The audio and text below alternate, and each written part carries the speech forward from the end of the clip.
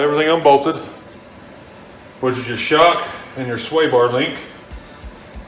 And you want to unbolt the bottom of the shock because that's where you're going to put your extension, which is this that I showed you earlier in the video.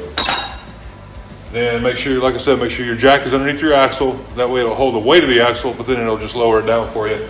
And you might have to push it around a little bit, which is what we had to do. And here's your stock spring. Be sure to keep your I think they call them insulators, I don't know. These rubber pieces on. That way you don't hear any squeaking and banging when you're driving.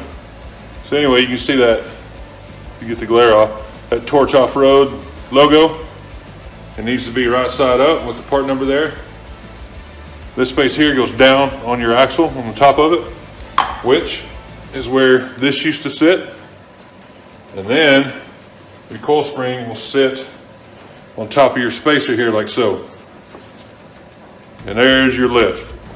So we'll go ahead and put it back together.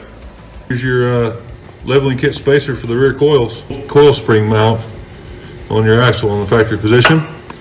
And then your coil spring just goes on top. And then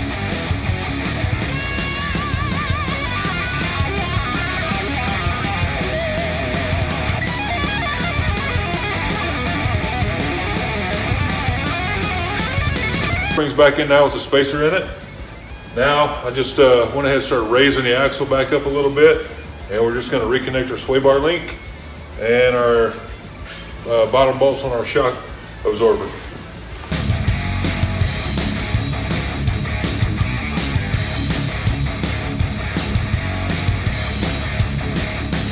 All right, everything's bolted back up, so I'm going to go ahead and clear a space here. Put the tires on it, and then we'll set it on the ground and get new clearances.